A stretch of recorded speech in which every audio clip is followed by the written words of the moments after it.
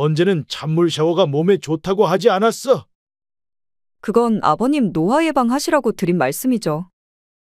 너도 노화 예방 일찍 시작하면 좋은 거 아니야? 설마 그때 일 복수라도 하시는 거예요? 제가 이번 일로 감기 걸리면 어쩌려고 그러세요? 그때 감기 걸린 건 나도 마찬가지다. 가만 보니 넌 참 내로남불이 심한 것 같구나. 제가 또 무슨 내로남불을 한다고 그러세요? 난 네가 그래도 한 푼이라도 아끼려고 그런 거라고 좋게 생각했다. 지금 우리 아들 수입까지 모두 네가 관리하지? 그렇죠. 제가 돈 관리는 더 잘하니까요. 눈 하나 깜빡하지 않고 잘도 거짓말하는구나. 나랑 내 아들이 모르고 있을 줄 알았어.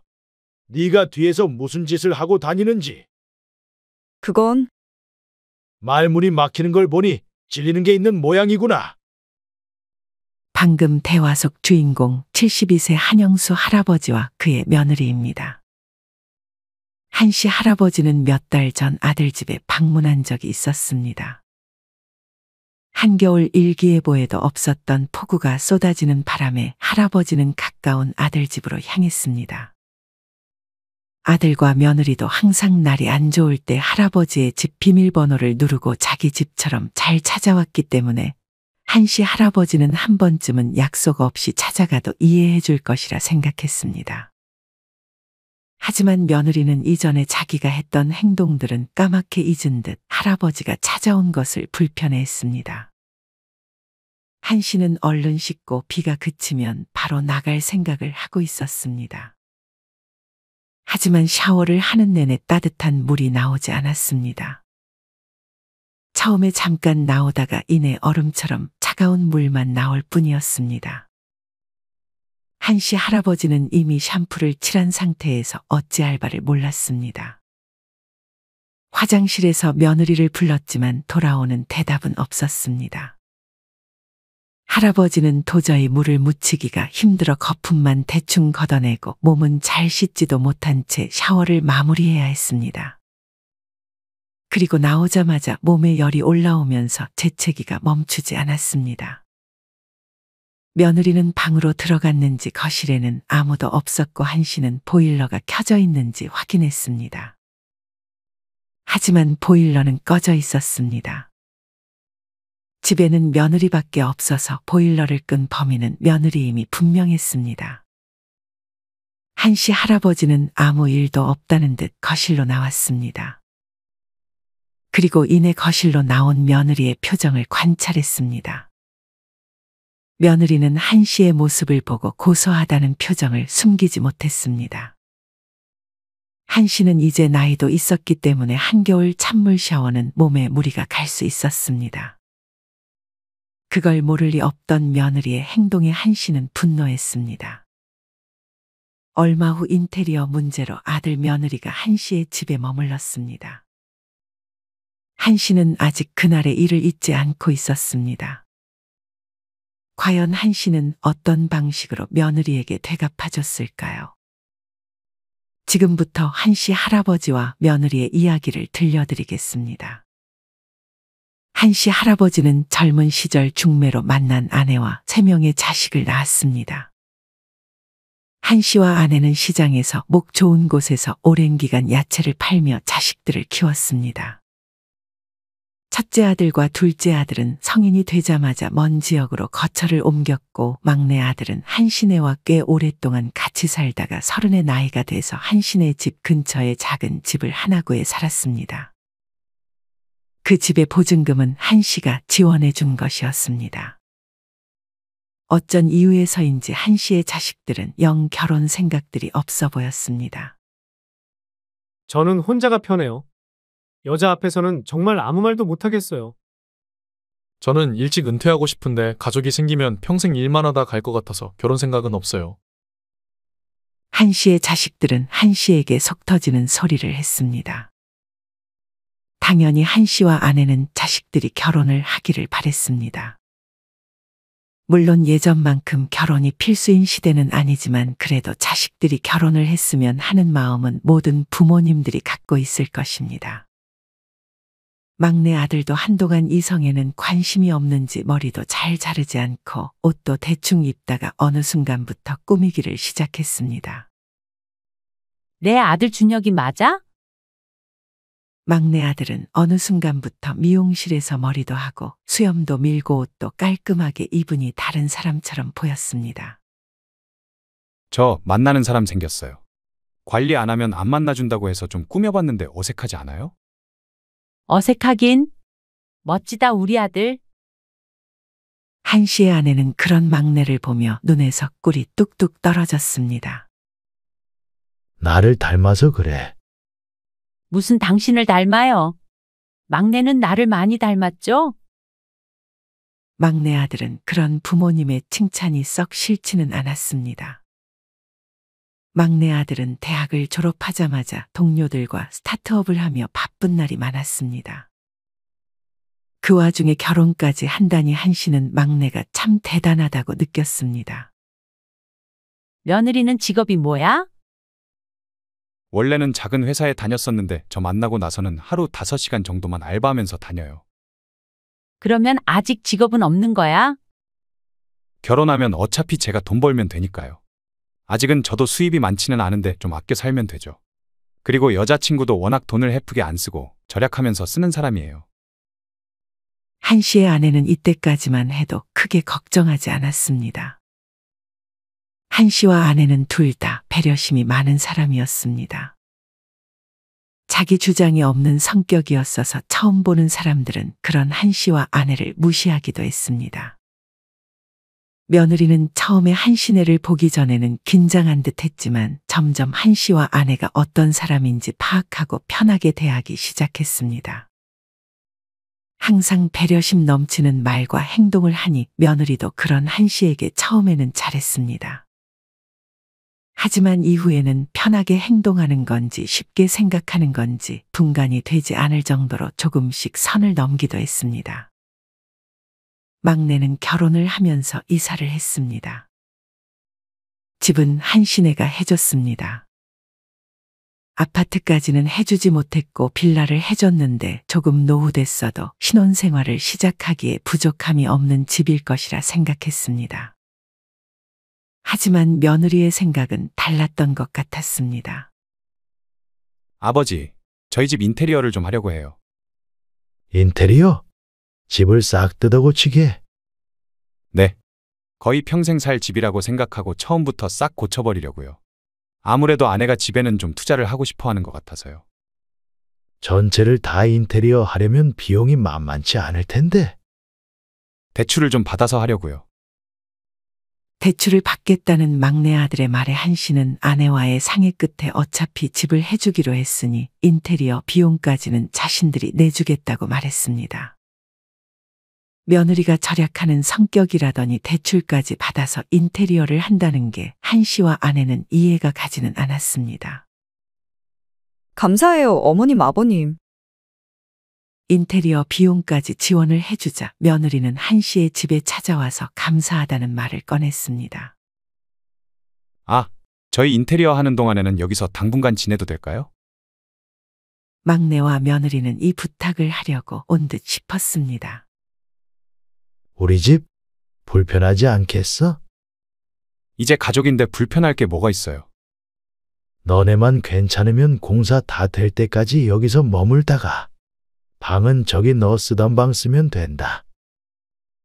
바로 그 다음 날부터 아들과 며느리는 한씨의 집에 짐을 바리바리 싸들고 찾아왔습니다. 한씨와 아내는 아들과 며느리를 반겼는데 그 뒤로 강아지 2마리가 따라 들어왔습니다. 이 강아지들은 뭐야? 아, 제가 말씀드린다는 걸 깜빡했네요. 주연이가 저랑 살기 전부터 키우던 강아지들이에요. 한씨는 강아지들이 집에 들어오자마자 재채기를 했습니다. 한씨의 아내는 그런 한씨를 걱정했지만 그렇다고 이렇게 들어온 아들 며느리에게 나가라고 할 수도 없는 노릇이었습니다. 한씨도 이 상황이 마음에 들지는 않았지만 아무 말도 하지 않았습니다. 아들은 익숙하게 독립하기 전 자기가 쓰던 방에 짐을 풀었습니다. 강아지들은 거실부터 주방까지 원래 자기 집이었던 것처럼 이리저리 뛰어다녔습니다. 금세 소파와 방석에 강아지 털이 묻기 시작했습니다. 한씨는 자꾸만 재채기가 나왔습니다. 며느리는 그렇게 재채기하는 한씨를 애써 외면했습니다. 아들은 방에 들어가서 사업 관련 통화를 하고 있었고 며느리는 강아지들과 마찬가지로 익숙하게 거실을 돌아다니다 냉장고에서 물을 꺼내 마셨습니다. 저희 밥 안 먹었어요. 밥을 안 먹었다는 며느리의 말에 오자마자 밥을 해달라는 건가 싶었습니다. 그래. 조금만 기다려라. 곧 밥 해줄게.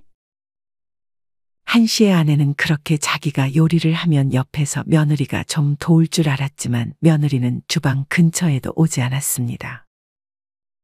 대신 자기가 볼 TV 프로그램이 있다며 리모컨을 차지해 자기가 원하는 채널을 돌렸습니다. 원래 이 시간에 한씨와 아내가 함께 보던 드라마가 있었지만 이날 한 편은 건너뛰어야 했습니다. 요리가 길어지자 며느리는 눈치가 보였는지 주방으로 갔습니다. 뭐 도와드릴까요, 어머님? 저기 쪽파라도 좀 썰어줄래? 제가 칼은 무서워서 못 들어요. 밥이라도 제가 풀까요? 칼을 무서워서 못 든다니. 그럼 이 집에서도 아들과 같이 살 때도 요리는 할 생각이 없는 건지 싶었습니다. 한씨의 아내는 이때부터 며느리에게 쎄한 느낌이 들었습니다. 칼을 무서워서 못 든다고? 누가 그걸로 자기를 찌르기라도 한대? 내 말이 요리하기 싫어서 그러는 건가? 다음에는 야채 칼 건네줘. 설마 그것도 무섭다고 하겠어? 한씨의 아내는 간만에 지인을 만나 이야기를 나눴습니다. 인테리어 공사하는 기간이 생각보다 길어져 아들과 며느리는 한씨의 집에 꽤 오래 머물다가 3주 정도가 지나서 드디어 집으로 돌아갔습니다. 그래도 다행히 창문을 열어놓고 공기청정기를 틀어놓으니 한씨는 재채기를 덜했습니다. 아들과 며느리는 정말 자기 집처럼 편하게 손님처럼 있다가 돌아갔습니다. 덕분에 한씨의 아내가 삼시세끼 밥을 차리느라 고생이 많았습니다. 며느리는 하루 5시간만 아르바이트를 한다고 했지만 퇴근은 항상 아들과 같이 했습니다. 그 나머지 시간에는 대부분 친구를 만나는 듯 싶었습니다. 절약하는 며느리라며. 친구들 만나는데 절약이 되겠어? 아들이 좀 착각하고 있는 것 같아. 그렇게 한동안 연락이 없다가 연말에 막내 아들은 한씨와 아내를 집으로 초대했습니다. 원래 한시내는 크리스마스부터 연말까지는 가족들이 다 같이 모여 지냈는데 큰아들과 둘째 아들은 워낙 먼 곳에 살고 있어 이번에도 못 온다고 했고 대신 막내가 이전에 신세도 졌으니 자기 집으로 놀러오라고 한시내를 초대했습니다. 며느리도 우리 가는 거 괜찮대? 괜히 불편해하는 거 아니야? 물론 아들과 며느리도 한씨의 집에서 머물렀었지만 시부모가 며느리 집에서 머무는 것은 또 이야기가 달랐습니다. 집도 아버지가 해주신 거고 저번에 저희가 3주 가까이 머물렀는데 이 정도도 못 해드리겠어요? 그래? 그럼 시간 맞춰 가마. 한씨와 아내는 며느리가 좋아하는 망고와 선물들도 잔뜩 사서 아들네 집으로 향했습니다. 여전히 강아지 2마리가 거실을 돌아다니고 있었고 한씨와 아내가 반가웠는지 꼬리를 흔들고 있었습니다. 한씨와 아내는 그래도 자기가 사준 집이니 연말까지는 이 집에서 편하게 머무를 생각을 했습니다. 방은 저기 방 쓰시면 돼요. 침대는 없어도 매트리스랑 장판 깔아놨어요. 그래, 그러마. 아들은 저녁에 갑자기 일이 생겼다고 나갔고 요새 거의 새벽까지도 일을 하는 듯 싶었습니다. 며느리는 한씨의 집에서와는 달리 자기 집에서는 방에서 거의 나오지 않았습니다. 주연아, 나와서 망고 먹어라. 한씨의 아내는 망고를 깎아놓고 며느리를 불렀습니다. 그 말에 며느리는 주방으로 나왔습니다. 어머님, 무슨 칼 쓰셨어요? 여기 있는 칼 그냥 썼는데? 그건 고기 썰 때 쓰는 칼이에요. 다음부터는 저기 작은 칼, 저게 과일 깎는 칼이에요. 며느리는 자기 집 물건에 함부로 손을 댄 것에 예민하게 받아들였습니다. 칼을 무서워한다더니 며느리는 제법 칼질을 잘했습니다. 며느리는 그때 그냥 한씨의 집에서 요리를 하기 싫어서 그런 말을 했던 것이고 그때 자기가 했던 말을 기억도 못하는 눈치였습니다. 이후 한씨가 컵을 만지려고 할 때마다 후다닥 달려와서 며느리는 자기가 가져다 줄 테니 앉아있으라고 했습니다. 이것만 보면 며느리가 그래도 많이 움직이면서 한씨와 아내를 고생시키지 않으려는 것처럼 보였지만 한씨의 아내가 생각하기에 아예 물건에 손을 못 대게 하려는 의도처럼 느껴졌습니다. 그렇게 별로 편하지 않은 시간을 보내고 한씨와 아내는 잠을 잘 준비를 했습니다. 아들이 내어준 작은 방은 바닥이 아주 차가웠습니다. 며느리도 그 방에서 한기를 느꼈는지 보일러를 틀어줬습니다. 바닥이 뜨끈해질 때까지 한씨와 아내는 장판을 세게 틀어놓고 누웠습니다. 다행히 아들은 다음 날은 일이 한가할 것 같다고 해서 맛있는 음식을 먹기로 했습니다. 한씨와 아내는 내일을 기대하며 그렇게 잠이 들었습니다. 그렇게 잠을 청하는데 한씨는 중간에 추워서 잠이 깼습니다. 장판을 틀어놔서 등은 따뜻했지만 얼굴이랑 나머지가 추웠습니다. 한씨는 이때까지만 해도 보일러가 꺼져 있다는 사실을 알지 못했습니다. 그렇게 몸을 뒤척이다 안 해도 추웠는지 잠이 깼습니다. 왜 이리 춥죠? 보일러 켜진 거 맞아요?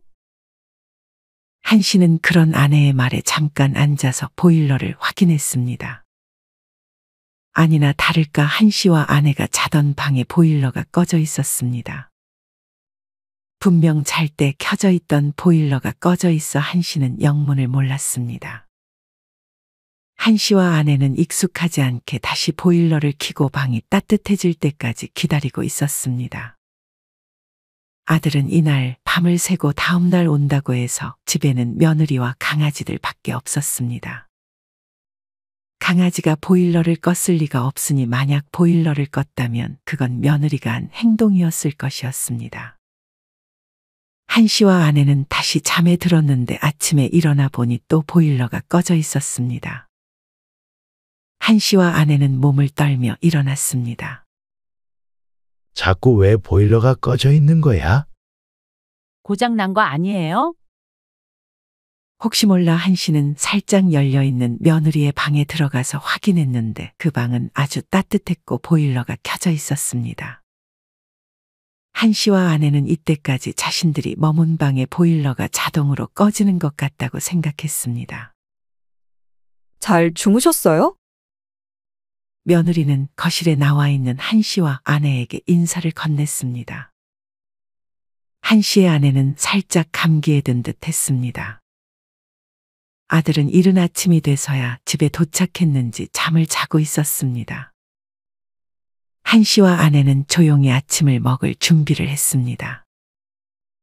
며느리는 우유와 시리얼을 상에 내놓았습니다. 그리고는 익숙하게 한씨와 아내에게도 시리얼을 타줬습니다. 전날 춥게 자서 뜨끈한 국을 먹고 싶었지만 괜히 며느리 눈치를 보며 그렇게 시리얼을 함께 먹었습니다. 한씨와 아내는 시리얼을 조금 먹다가 바람 좀 쐬러 나갔다 오겠다고 말하고 밖에서 국밥 한 그릇을 먹고 들어왔습니다. 그날 아들은 다행히 일 때문에 다시 출근하지 않았고 다 같이 연말 파티를 즐겼습니다. 파티라고 할 것도 없이 그저 소박하게 배달 음식을 시켜서 가벼운 반주를 했습니다. 아들은 기분이 좋았는지 술을 많이 마시고 먼저 들어갔습니다. 며느리도 많이 취했는지 상을 치우지도 않고 자기가 내일 일어나서 치우겠다며 방으로 들어갔습니다. 거실에 남겨진 한씨와 아내는 그래도 이대로 상을 둘 수가 없어 부지런히 움직이며 상을 치웠습니다. 그리고 이날은 미리 보일러를 틀어놓았습니다. 상을 다 치우고 지쳐서 잠을 자는데 이날도 마찬가지로 한씨는 추위에 잠에서 깼습니다. 아니나 다를까 보일러가 꺼져 있었습니다. 한씨는 다시 보일러를 켜고 이번에는 잠을 자지 않았습니다. 정말 자동으로 꺼지는 건지 아니면 누가 끄는 건지 궁금했습니다. 중간중간 확인했는데 아직 보일러가 꺼지진 않은 상태였습니다.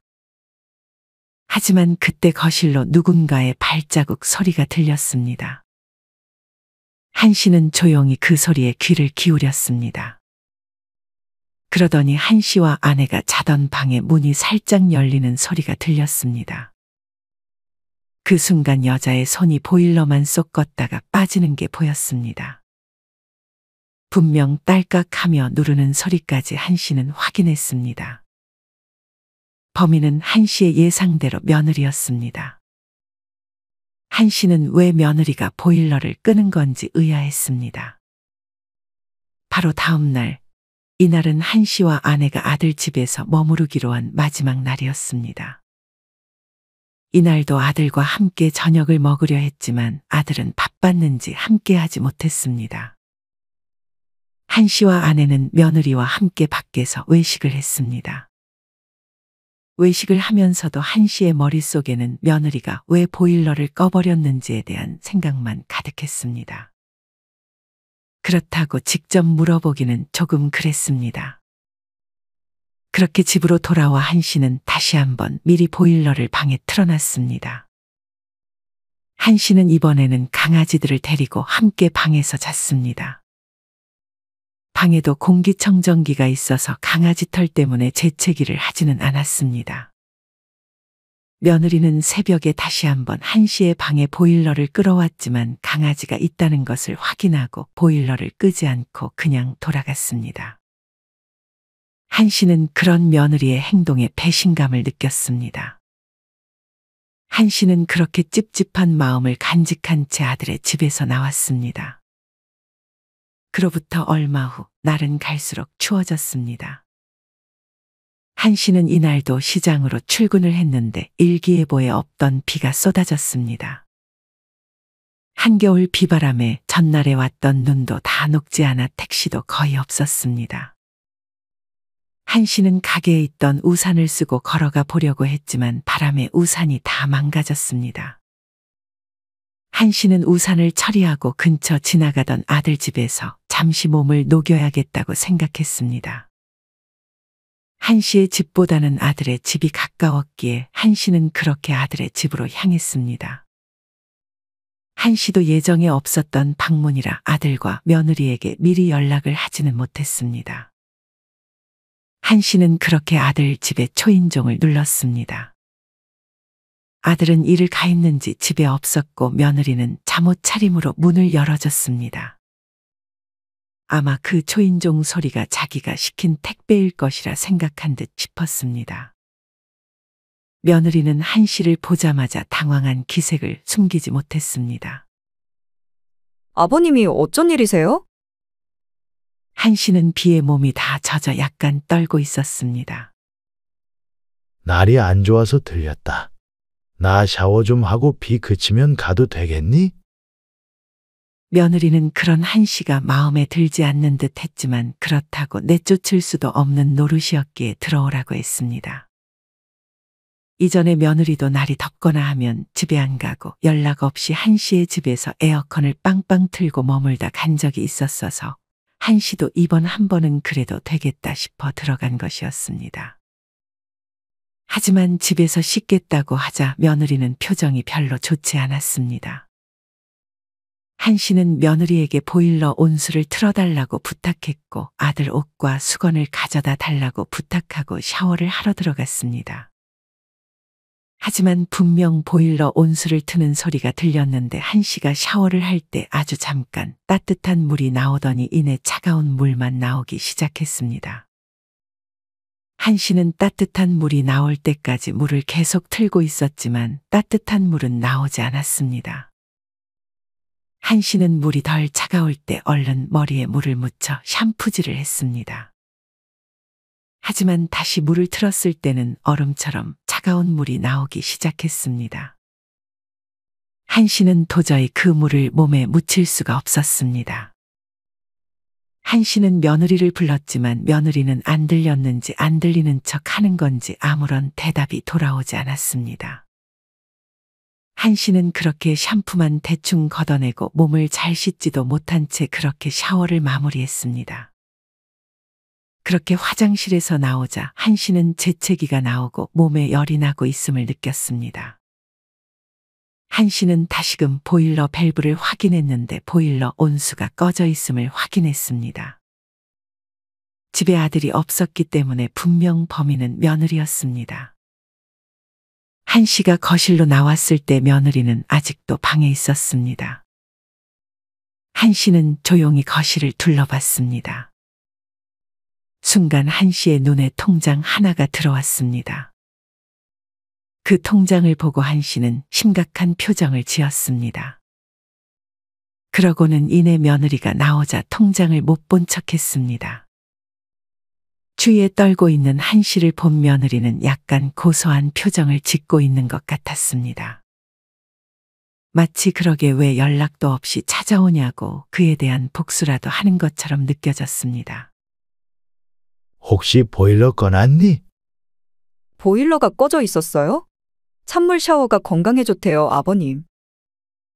한 씨는 그런 며느리의 말에 기가 찼습니다. 이후 며느리는 집에 반찬이 없다며 선반에서 라면을 하나 꺼내줬습니다. 아직 비가 그치긴 먼 것 같아 한 씨는 허기가 졌습니다. 분명 옆에 찌개도 있는 것 같은데 며느리는 기어코 라면 하나를 끓여줬습니다. 어찌나 물을 많이 넣던지 한 씨는 한강물 라면을 먹어야 했습니다. 한 씨는 아무 말도 하지 않았습니다. 그리고 이내 아들이 생각보다 일찍 퇴근했습니다. 아버지, 집에는 웬일이세요? 비가 너무 많이 와서 잠깐 들렸다. 아버지가 주방에서 라면을 먹고 있는 모습을 보고 아들은 기분이 좋지 않은 듯 했습니다. 당신, 우리 아버지한테 라면 끓여드렸어? 날 추우니까 따뜻하게 국물 드시라고 끓여드렸어.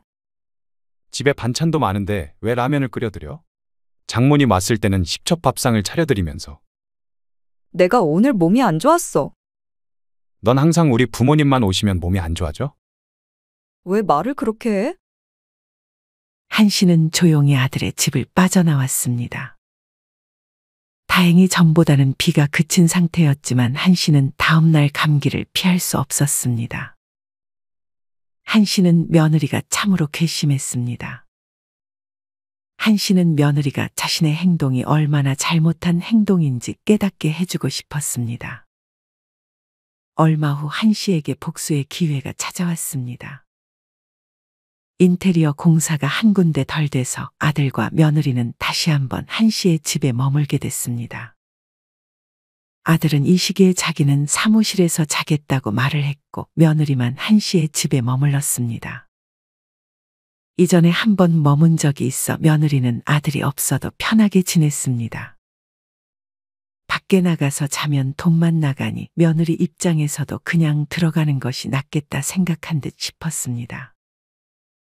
아들과 며느리가 이전에 머물던 방에는 이중 창문 하나가 뜯어졌지만 아들이 앞으로는 안 들어올 것이라 생각해 한 씨는 창문을 다시 달아놓지 않은 상태라 방이 많이 추웠습니다. 그리고 한 씨는 친히 알람까지 맞춰 새벽에 일어나 며느리 방에 보일러를 꺼버렸습니다. 며느리는 다음 날 춥게 잤는지 목이 다 잠겨 있는 채로 거실로 나왔습니다. 며느리는 방이 이전보다 추워졌다고 말을 꺼냈지만 한 씨는 날이 추워져서 그런 것 같다며 둘러댔습니다. 며느리는 익숙하게 이날도 샤워를 하러 화장실로 들어갔습니다. 한 씨는 며느리가 화장실로 들어가자마자 보일러 온수를 꺼버렸습니다. 며느리는 차가운 물만 나오자 큰 소리로 한 씨를 불렀습니다. 한 씨는 보일러 온수가 고장났다고 답했습니다. 그걸 왜 이제야 알려주세요? 며느리는 씻고 나와 씩씩대며 한 씨에게 따졌습니다. 언제는 찬물 샤워가 몸에 좋다고 얘기 꺼내지 않았어? 너도 찬물 샤워 해보니까 어때? 그건 아버님 노화 예방하시라고 드린 말씀이죠. 너도 노화 예방 일찍 시작하면 좋은 거 아니야? 설마 그때 일 복수라도 하시는 거예요? 제가 이번 일로 감기 걸리면 어쩌려고 그러세요? 그때 감기 걸린 건 나도 마찬가지다. 가만 보니 넌 참 내로남불이 심한 것 같구나. 제가 또 무슨 내로남불을 한다고 그러세요? 난 네가 그래도 한 푼이라도 아끼려고 그런 거라고 좋게 생각했다. 지금 우리 아들 수입까지 모두 네가 관리하지? 그렇죠. 제가 돈 관리는 더 잘하니까요. 눈 하나 깜빡하지 않고 잘도 거짓말하는구나. 나랑 내 아들이 모르고 있을 줄 알았어. 네가 뒤에서 무슨 짓을 하고 다니는지. 그건 말문이 막히는 걸 보니 찔리는 게 있는 모양이구나. 한 씨는 의미심장한 말을 꺼냈습니다. 한 씨는 이전에 며느리 집에 갔을 때 우연히 거실에 놓여있는 통장을 하나 보게 되었습니다. 그 통장에서 매달 같은 인물에게 며느리는 돈을 보내고 있었습니다. 그 이름을 보니 사돈의 이름이라는 것을 한 씨는 금세 알 수 있었습니다. 그리고 그 옆에 가계부도 있었는데 며느리는 수입도 없으면서 친구들 만나면서 돈을 굉장히 헤프게 쓰고 있었습니다. 아들은 분명 며느리가 돈을 잘 관리한다면서 버는 돈 모두 며느리에게 주고 자신은 용돈을 받으며 생활한다고 했습니다. 근데 며느리는 돈을 잘 아끼기는커녕 자기 주변 사람들에게 아들이 번 돈을 모두 가져다 바치고 있었습니다. 한 씨는 이후 아들에게 이 사실을 알고 있었냐고 물었습니다. 저도 최근에 알게 됐어요. 저한테 말도 안 하고 장모님한테 매달 100만 원씩 보내고 있더라고요. 근데 친구들한테까지 그렇게 돈을 많이 쓰고 다니는지는 몰랐어요.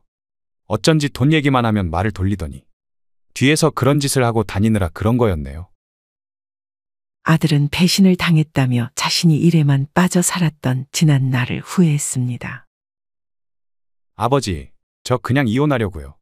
원래 연애할 때는 아이도 가지기로 했는데 결혼하고 나서 강아지 키우니까 애 낳을 필요 있냐면서 말을 바꾸더니 알면 알수록 거짓 투성이인 사람이에요. 저 도저히 이 사람이랑 같이 못 살겠어요. 한 씨는 말없이 아들의 손을 잡아주었습니다. 죄송해요.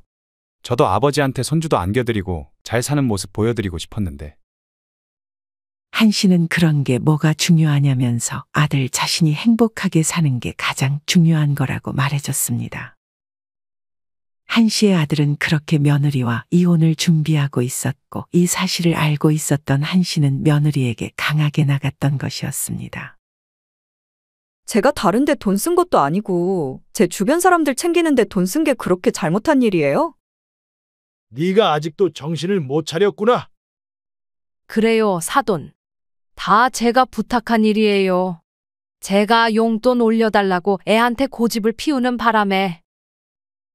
아들이 이혼을 통보하고 며느리는 사돈과 함께 한 씨의 집을 찾아왔습니다. 이제껏 받은 돈 제가 사위한테 무슨 수를 써서라도 꼭 갚을게요. 너도 얼른 사과드리지 않고 뭐해. 며느리는 사돈에게 억지로 끌려온 듯 아직도 자신이 무슨 잘못을 했는지 알지 못하는 듯 했습니다. 사돈, 며느리가 저한테는 어떻게 했는지 아십니까? 저랑 아내가 잠자는데 보일러를 꺼버리고 샤워하는데 온수까지 꺼버리면서 돈 아끼려 했어요. 너 정말 그랬어? 그야. 기름값도 좀 비싸? 조금씩 아끼면 좋잖아. 저희한테 그렇게 아끼고 사돈이랑 자기 친구들한테 돈 쓰는 건 아깝지 않은 모양입니다. 만약 저희 아들이 사돈께 그랬으면 어떨 것 같으세요? 당연히 기분 나쁘죠. 그리고 어쨌든 저를 설득해봐야 소용없어요. 이미 아들의 마음이 확고한 것 같은데 제가 무슨 수로 아들의 마음을 돌리겠습니까? 사위가 마음이 안 돌아서니 저희가 이렇게 사돈을 찾아온 거 아니겠어요? 하지만 한 씨는 자기가 해줄 수 있는 것도 없고 해주고 싶은 것도 없다며 사돈을 돌려보내려 했습니다. 아니 정말 겨우 이런 일로 애들을 이혼하게 만들 거예요? 사돈은 참다 본성이 나오는 듯 싶었습니다. 아니 막말로 보일러 좀 껐다고 한참 어린 저희 딸에게 복수하셨으면 됐지 않나요? 그리고 저한테 용돈 그거 몇 푼 준 거 가지고 지금 이러시는 건가요? 가족끼리 좀 도울 수도 있는 거죠. 한 씨는 그런 사돈을 보고 아들의 선택이 틀리지 않았음을 더욱 확신했습니다. 저희 아들이 이혼하기로 한 선택은 참 잘한 것 같네요. 아직도 사돈과 며느리는 자신들이 무엇을 잘못했는지 이해하지 못하는 눈치였고 한 씨는 별로 이해를 시켜주고 싶지도 않았습니다. 그 순간 집에 있던 한 씨의 아내가 방에서 소금을 가져와 사돈과 며느리에게 뿌려대기 시작했습니다. 착한 줄만 알았던 한 씨의 아내가 무서운 표정을 하며 나가라고 소금을 뿌리니 사돈과 며느리는 당황해서 집을 나갔습니다. 한 씨도 그런 아내의 행동에 놀랐지만 소금을 맞는 사돈과 며느리의 표정을 보니 꽤나 통쾌했습니다. 이후 아들은 며느리와 이혼을 했습니다. 어차피 집이랑 인테리어 모두 한 씨네가 해줬고 살림은 아들이 모았던 돈으로 했던 거라 깔끔하게 며느리가 몸만 나가면 되는 것이었습니다. 그리고 며느리는 집안일도 거의 제대로 하지 않았는지 며느리가 살림에 별로 보탬이 되지 않았다는 증거가 많아 위자료를 거의 한 푼도 주지 않을 수 있었습니다. 아들은 며느리에게 협의 이혼을 제안했지만 며느리는 소송을 걸 것이라고 협박했습니다. 하지만 변호사 쓸 돈도 한 푼 없었는지 이내 며느리는 소송을 포기했습니다. 아들은 그렇게 며느리와 남이 되고 나서 며느리의 소식을 별로 궁금해하지 않았습니다. 또 어디 자기 친구들 밥이나 사주면서 신세 한탄이나 하고 있겠지 생각하며 아들은 다시금 일에 매진했습니다. 한 씨와 아내는 요새 거의 매일같이 아들과 만나서 밥을 먹었습니다. 아들은 끝까지 곁에 있어줄 사람, 그리고 내 편이 되어줄 사람은 부모님밖에 없다고 생각하며 한 씨와 아내에게 감사함을 표현했습니다. 여러분은 이런 한 씨의 이야기를 어떻게 들으셨나요? 참 답이 안 나오는 사돈과 며느리를 상대해야 했던 한 씨와 아들에게 안타까운 마음이 느껴지는 것 같습니다. 여러분이 만약 주인공 한 씨라면 오늘 이야기 속 며느리가 진짜 내 며느리라고 생각했을 때 어떻게 대처하셨을 것 같으신가요? 아들의 이혼 결정이 잘한 행동이라고 생각되시나요? 아니면 그 정도로 이혼하는 것은 과했다는 생각이 드시나요? 이와 관련하여 여러분의 자유로운 생각들을 댓글로 남겨주세요. 이상으로 오늘의 영상을 마치겠습니다. 우리 모든 구독자분들의 행복한 여생을 응원합니다. 다음에 더 흥미로운 이야기로 찾아뵙겠습니다. 감사합니다.